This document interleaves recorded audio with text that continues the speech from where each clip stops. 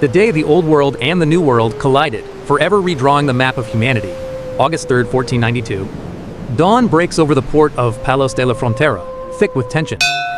Three wooden vessels, the Niña, the Pinta, and the Santa Maria, stand ready under the command of Vicente Yáñez Pinzón, Martín Alonso Pinzón, and Christopher Columbus. Their mission?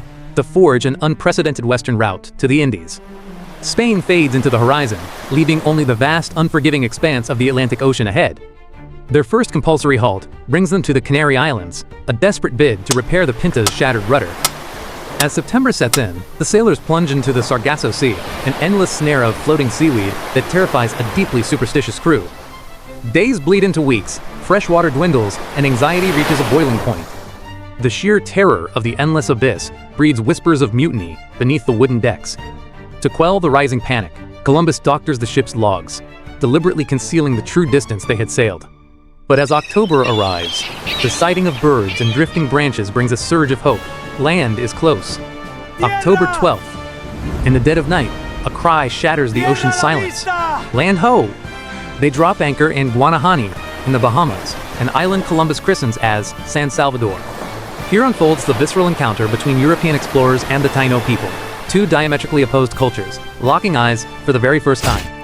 Driven by a relentless thirst for gold and spices, Columbus pushes deeper into the Caribbean. On October 27th, his fleet reaches the lush coastlines of Cuba, and by December, he steps onto Hispaniola, entirely convinced he has reached Asia. But on December 24th, disaster strikes. The Santa Maria runs aground on a treacherous reef.